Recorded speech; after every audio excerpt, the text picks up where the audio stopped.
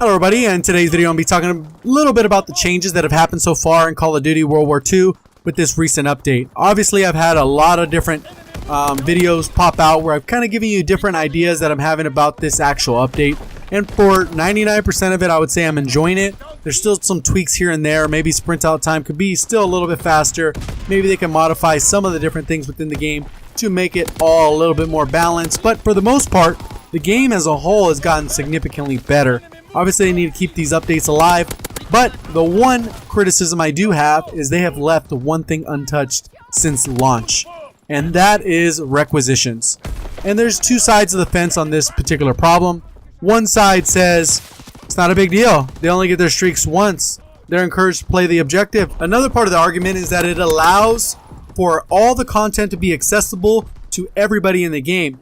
Whether your skill is very low or very high, with requisitions you'll have the opportunity to call in a ball turret gunner every single match in some of these modes. So it's really one of those things that allows the lower level players that don't have as much experience with the game the opportunity to feel like a beast while they call in this streak because they use requisitions. Even if they called it one time, I'm going to kind of talk a little bit about my argument, why it needs to be rebalanced, removed, and give you some suggestions on what I think needs to be improved. One of the biggest issues I have with it, especially for the type of channel I have that is all about in-game improvement, tips and tricks on how to improve, all these good things on becoming a better Call of Duty player based off the individual game, it actually goes opposed to that, because why would you need to get better if you can call in the best streak in the game with ease?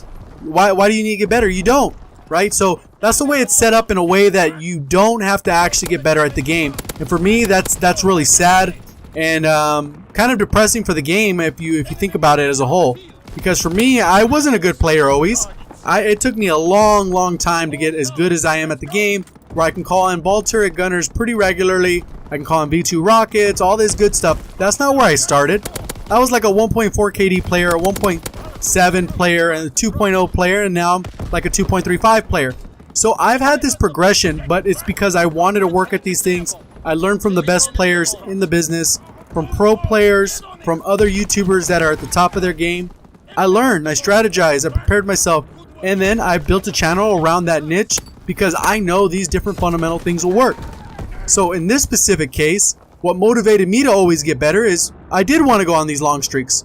I did want to call in a V2 rocket. I did want to call a deatomizer. I did want to call in these nuke streaks. I wanted to call in, you know, Blackbird, whatever it is, depending on the game back then. Ball turret gunner is what it's in now. Chopper gunner. I mean, there's all these amazing streaks that Call of Duty has had, and I want to get better at the game so I could dominate the opponents. Obviously, this is a public match, so it's not like serious. I'm not playing for money or nothing crazy like that.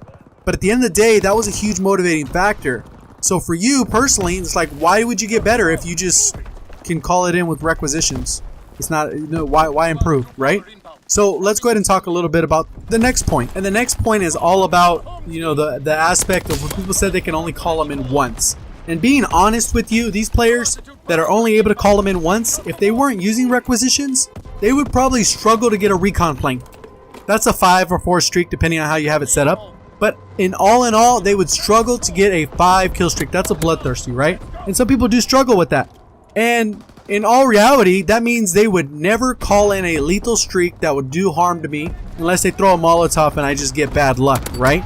So at the end of the day, I don't have to worry about them because they shouldn't be getting these high-end streaks.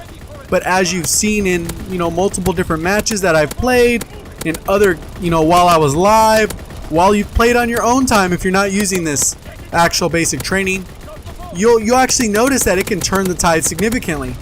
And sometimes it really turns the tide so much that at the end of the day, it kind of ruins the entire experience. Especially if you have 3 or 4 people calling in paratroopers, 3 or 4 people calling in artillery, 3 or 4 people calling in bombing run, 3 or 4 people calling in ball turret gunner. I say 3 or 4 because that's what often happens, especially when people are in teams or they're just not good. A lot of them will call it in. So why is that such a big deal? Why am I opposed to a lower skill player getting paratroopers? If a paratrooper kills me and kills about 15 other people, why does that person deserve to get 15 kills off a score streak that they did not legitimately earn the proper way? And in my head, the proper way is to get it through maintaining a streak. That's why it's called a streak. Score streak. It's not a score with intermittent death streak. It doesn't make sense. So for me, I think that's a huge deal. They need to rebalance it, and I'm going to talk a little bit about the suggestions I have for that. So one suggestion I have is that if they're going to be guaranteed streaks, maybe the streaks limit them to 2. Does the opposite of what Blitzkrieg does. So you can see they called in their bombing run, and they actually took me out right there. If you saw that, that was a Requisitions bombing run in the background. So now I got kind of pissed because I could have got a V2, but now it's time for the streaks to happen. And then I just go off with the ball turret gunner, and you'll see that gameplay going on. So in my opinion, they could actually lower it to 2, and that makes it a little bit more balanced, because if you're going to sacrifice your streaks because maybe you're not good enough, maybe you shouldn't be able to get all 3, because a lot of times they can call emergency airdrop and get something even good in there. So it's really a balancing act there. The other aspect is to limit them to just support streaks. So that would be things like the recon plane, the counter recon plane, the flak guns, different streaks like that. And the third suggestion I have is that they could actually modify the streaks so they actually cost more. That the higher you go in the streak category, the higher and more costly it's going to be. Infinite Warfare did this really well. It was called persistence. And then what would happen is as you would bump up the score per streak, it would actually go up exponentially. So an example as a comparison, paratroopers in this game are 1250 as score to actually unlock. 12 kills with Blitzkrieg, 1100 with ordnance. And with Requisitions, it cost 2400 score, which is just a little bit less than double the 1250 normal base score that you need to get. In Infinite Warfare, that same streak would have cost close to 4,000. So how many people are going to get 4,000 that aren't good to begin with? V2 Rocket Inbound, that was QZ. I play with him pretty often. He's a daily content creator. He streams every single day. I think every single day. That's including weekends. And you can see those paratroopers just going off. Look at that kill feed. It's just non-stop. It's ridiculous. But when you earn a streak, it's so much more rewarding. You get so much more excited, more hype. You get some, energy behind what you're doing. But if you get a, gimme streak, you really don't feel rewarded for your time. And I know you don't, even if you feel like, hey, you know what, I gotta call a ball turret gunner every single match. You're not getting better. You're getting an inflated stat just for the sake of inflated stat. You're not actually earning it. So that's my opinion on it. I'm going to go ahead and let the match ride out. It should already be the end of the video. If you did like the video at all, I know it's more of a venting video, but I needed to get that off my chest. I've said it in a bunch of other videos, but this is a little bit more in depth than I have done in the past.